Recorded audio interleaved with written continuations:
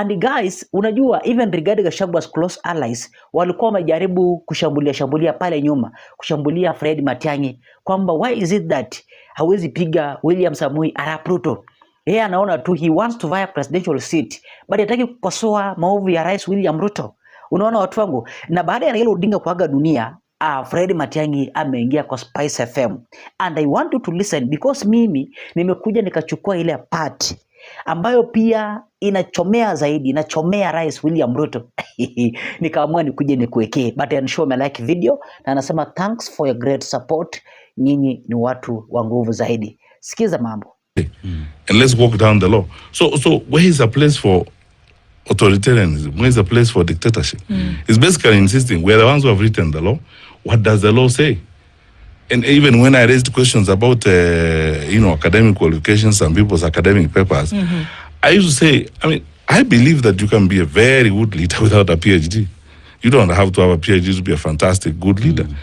You go to parliament and write the law that says, for you to qualify for this particular position, these are the qualifications. Then let us follow it. But if you believe we don't need it, then the law. Remove it. Yeah. Okay. Yet the stumbling block, Dr. Matiang'I, I remember I was in your office one time. I had covered a story from Mount Elgon, and I could see the frustration that you had at the time, especially with this question of illicit firearms, was a situation where the people at the forefront were actually politicians. Because we talk about systems, and in this country we always talk about a system that allows certain things to happen, but it's actually human beings who are part of this, what we call the system. And I recall at the time, because of these stumbling blocks, you want to enforce change, you want to then abide by the law, you want to follow procedures, you want to follow the constitution, but then you hit a snag because there are powers and people that are involved in these who will then eventually frustrate any efforts to try and see, let's do the right thing, right? That is true. Politics comes in the way in most of those cases. We are here, Dennis, we are here in many respects of our country precisely because of that. We are here because there are people who want to circumvent the law or people who want to live differently other than, what the law prescribes and what the law provides. That's why every time I'm asked the question, what would you do to fight corruption? How would you fight corruption? I tell people, we don't need any new law. We don't need any new institution. They are all in place. The laws are all in place. What we need to do, what we need is good leadership. And then nothing is stronger and does better than leading by example. You cannot tell people to stop doing what you do every day. If you are a thief yourself, you cannot tell people to stop stealing, yet you are the chief thief. The question is, that is how you lead people. You lead people by example, and then you follow the law. The reason why that is a problem, in the case, for example, of firearm licensing, is when people are, of those 5 people who failed psychiatric tests, some of them are in politics.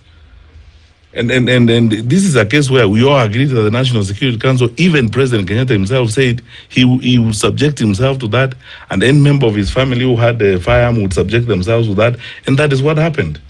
But you see, there are some who would like to circumvent that. You remember, I was taken to court several times by people who are resisting that. Yet, you can go and amend the law, but as long as the law says this is what you need to do, that is it. Imagine all these societies that we keep admiring, whether they are, in Europe or wherever. Sometimes life boils down to one thing. Let's all follow the law. No one should be favored. Let's all follow the law. If we follow the law that we have in place, we will all be very happy and peaceful. Why should you get away with crime and while others are punished for it? No. And then you insist, no, those kids are not serious. There is enough food. So how critical is for the voice of Kenyans to be heard? Because for a very long time, public participation has always been a suggestion, even on matters to do with SHA and healthcare. Kenyans are saying it is not working, but government says it is working. So in government, in terms of feedback mechanism from Kenyans, how critical is it to pick that and fix the flaws that your citizens are telling you? You see, if government is interested, they can do that. In cases where they are not interested in fixing the problem, they continue doing what they are doing. And that is why they spend time calling delegations and bribing them. You know what we have now in the country is government by bribery. You bribe people. Why do you bribe your citizens when you are working for them? I mean, they know what you are doing. Governments run on their track record. Incumbent governments run on their track record. I say this, and I'm repeating it here today for all and sundry to hear, that if government was delivering services, Wananchi would be telling us leaders in the opposition, hey, Jameni, why don't you give these guys one term so that they can complete this project? Why, hold on, give them time to, where. So, because everywhere you go, Wananchi asks, give them time to do what? that is it. Incumbent government run on their track record. So this administration spends tons and tons of money on bloggers, on propaganda, on paying bloggers to lie and character assassinate the leaders in the opposition and so on. They wouldn't be doing that if they were providing the services. And I've often said, by the way, and I hope one day I'll have an opportunity to discuss some of these issues, especially on feedback. I don't know, I can advise them for free. They would spend less money, they will have less stress by doing the right thing and listening to Wananchi. Just get your work done and listen to Wananchi. That's all. So these stories. I normally tell people, onyesha kazi bwana. Onyesha kazi. Show us the work so that we stop talking about what you're doing. So these good people have got to step up and understand that feedback is very important. But because they don't care about that feedback, why would they be bribing people in villages with the 64 shillings, 100 shillings, flying all over the place, giving people money? If you're working, if you're confident of yourself as government, why would you be bribing people? Huddling people in a place and room, giving them money, bringing delegations, bringing teachers. Well, it's empowerment money. They're empowering the youth. You got it right. Yeah. Your answer is as good as mine. that is it. Right. So as we hear these things, I mean, there seems to be so much that is not working at the moment, and not just seems to be, that is a reality on the ground. And so what is required, in your opinion, to fix everything that's not working at the moment and stop new projects? We saw that in a previous administration, that very thing happened, that all of this new project, new funding was put to a halt and things were sorted out, and we actually saw the economy grow. It's documented.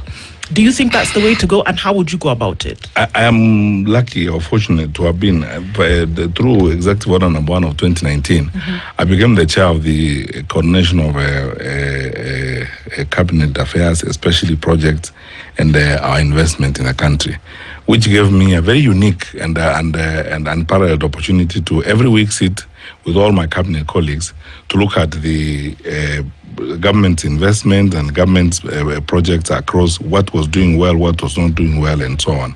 The first thing is focus. As government, you focus on what needs to be done, making a decision on what you will focus on. The classic example is the education sector. President Mwai Kibaki came to power. He focused on enrollment and access. He wanted to make sure all kids in Kenya accessed education and they were enrolled. That is how he came up with free primary education, 1 million kids in school, and we continued. In a decade, by the time Uhuru Kenyatta was becoming president, Kibaki's kids, as we used to call them, had come now to secondary schools. They needed more places. Uhuru started focusing on retention and completion, that these kids stay in the education system and they complete so that we don't engage in wastage. What is the focus of this administration? I don't know. You see, in every sector of the economy, you must make a decision, first of all, as government. What are you going to focus on? Because this is the reality of life, and let us just be frank with each other. You cannot do everything. There's no government anywhere on earth that will wake up in the morning and within a space of 5 years or a space of 10 years do everything they can do to make everyone happy. That is why we go to elections every other time to renew mandate or get a new government so that we continue on a particular trajectory. Vision 2030 was supposed to be a collective. No one you will meet who will tell you what is going on in the education sector. I mean, the level of confusion is unbelievable. I don't want to go into the granular details. But if I could ask a question that perhaps would go into the granular details, and I know there are 3 that you mentioned, and this is the first one. You speak about the disappearances of Bob Njagi and Nicholas Oyo in Uganda. But we also have to point to the fact that whether it's speculation from me who asks a question or the issues that Kenyans will bring up of people who disappeared while you were the CS for Interior, and people who turned up dead and for whom questions about their whereabouts were never answered. Would this be the same thing? No, you see, the contexts are totally different, and I will even answer that one very directly and tell you this.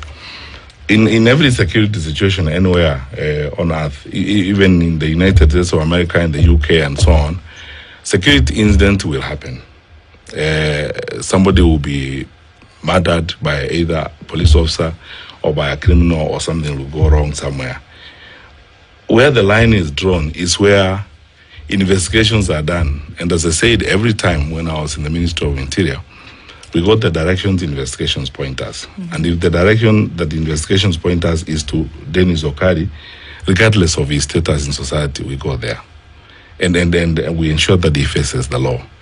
In cases where we have had murders or criminal activities that have not been resolved in our country to this day, in some files are still open. In others, I have personally called out very openly for a public inquiry. Did you push under your watch for those things to happen? I did. I pushed for investigations. I counted the other day, by the way, because I was going through records another day on this issue of extrajudicial killings and disappearances. I counted, I checked my diary, my old diary, and discovered that I appeared before the Security Committee in Parliament 3 times. I think 3 or 4 times on this matter of forced disappearances and so on. In some cases, it had to do with the returnees from Al-Shabaab training in Coast and parts of Northeastern in Kenya. And in some others, in fact, I remember it's only one incident where a member of parliament provided actual information and reports on people who had disappeared, and they had disappeared because they had gone to a police station, and we launched the investigation at that time, working also with other agencies that we work with in the region.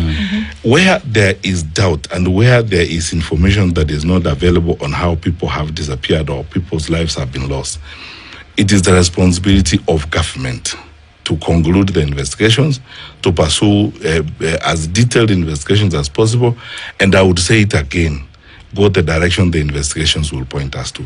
If the direction of those investigations say it is the Minister for